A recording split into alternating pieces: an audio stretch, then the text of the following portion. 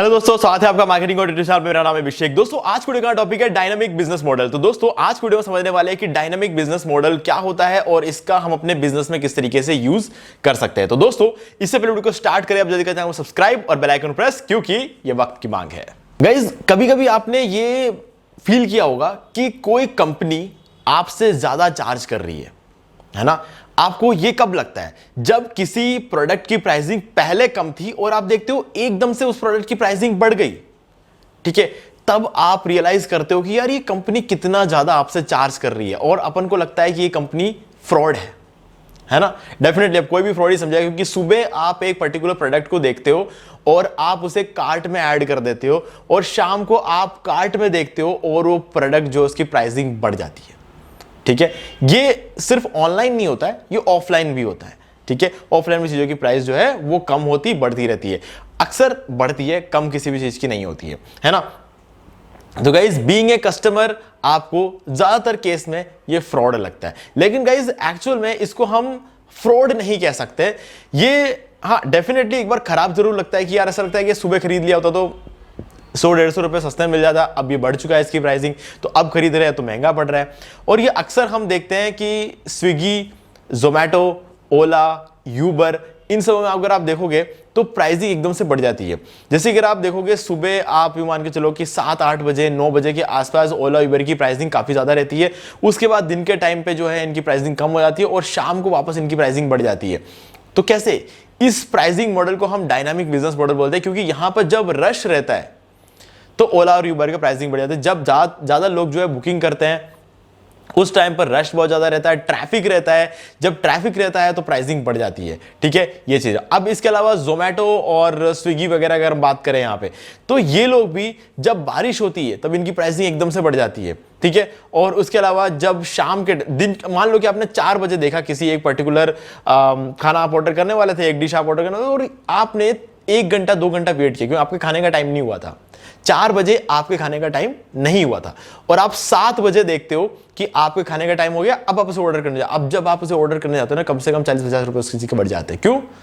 क्योंकि सबके खाने का टाइम हो चुका है अब, है ना। अब इस वजह से भी इनकी प्राइसिंग बढ़ जाती है और ऊपर से अगर कहीं गलती से बारिश हो गई तो प्राइसिंग कुछ ज्यादा ही बढ़ जाती है, ठीक है। तो ये चीज, इसको हम बोलते हैं डायनामिक बिजनेस मॉडल। अब गाइस ये सिर्फ इन्हीं चीजों पे नहीं होता। अगर आप मान लो कि कपड़ों के इंडस्ट्री में अगर हम चले जाते हैं, क्लोथिंग इंडस्ट्री में चले जाए, तो वहां पर भी ये चीज देखने को मिलती है। मान लो कि एक पर्टिकुलर टी शर्ट है, वो बहुत ज्यादा बिक रहा है, ठीक है।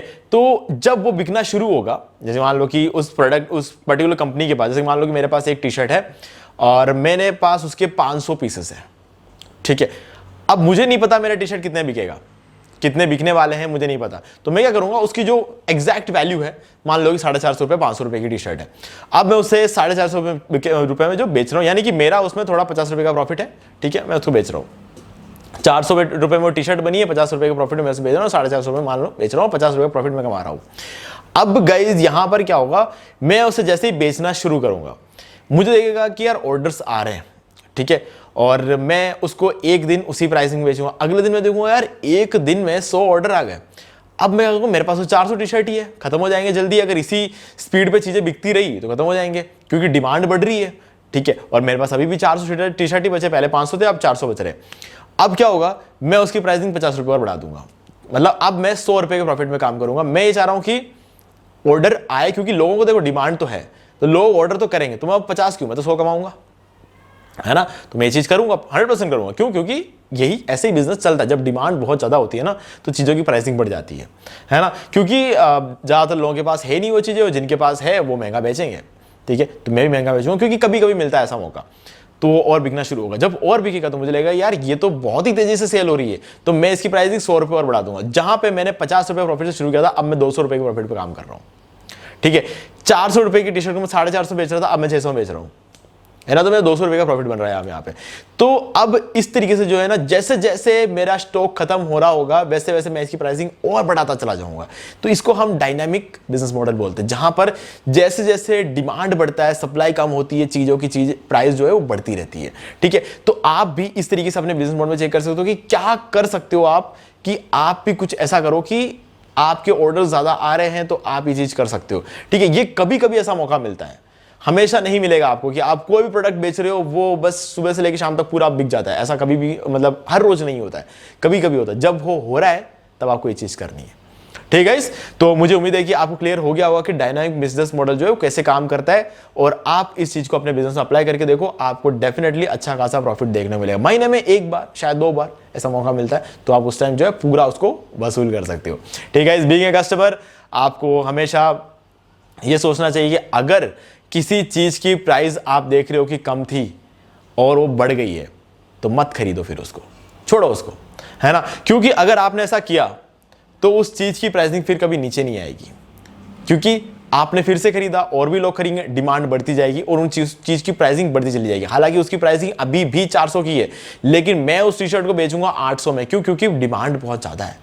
अगर ये डिमांड ऐसे ही बढ़ती गई तो वो टी शर्ट फिर कभी भी 400 की रेंज में आएगा ही नहीं, जो कि उसकी एग्जैक्ट वैल्यू है। तो इसलिए बीइंग अ कस्टमर आपको ऐसी चीजों को बिल्कुल भी प्रमोट नहीं करना है। आप जब चीजें महंगी हो जाती है तब सोचो कि नहीं चाहिए मुझे ये चीज, और इस तरीके से जो है महंगाई को नीचे लेकर आ सकते हो। अगर आप डेफिनेटली अगर ये चीज करते रहोगे कि प्राइस बढ़ रही है फिर भी आप सोच रहे हो कि मुझे जरूरत है और आप खरीद लोगे, तो प्राइस कभी फिर कभी नीचे आएगी ही नहीं। ठीक है, तो बीइंग अ कस्टमर आपको ये करना है, और बीइंग अ बिजनेसमैन गाइस ये बहुत ही बढ़िया चीज होती है। ठीक है, तो मुझे उम्मीद है कि आपको सारी चीजें क्लियर हो गई होंगी। फिर भी कोई डाउट है तो उसे कमेंट करके पूछ सकते हो। वीडियो पसंद लाइक जरूर कर दो, चैनल को सब्सक्राइब करके बेल आइकन जो प्रेस कर ले, क्योंकि ये वक्त की मांग है। तो दोस्तों मुझे उम्मीद है कि आपको ये वाला वीडियो अच्छा लगा होगा। अब यहाँ पर 2 और वीडियोस जिनको आपको जरूर देखना चाहिए, उनको देखने के बाद आपके मार्केटिंग से रिलेटेड जितने भी क्वेरीज है वो और भी ज्यादा क्लियर हो जाएंगे। तो दोस्तों अगर ये वाला वीडियो अच्छा लगा, वीडियो लाइक जरूर कर दो, चैनल को सब्सक्राइब करके बेल आइकन जो प्रेस कर ले, क्योंकि इसी से हमारे आगे आने वाले वीडियोस के नोटिफिकेशन आपको मिलते रहेंगे। तो दोस्तों आज के वीडियो सिर्फ इतना ही, देखने के लिए आपका बहुत बहुत धन्यवाद।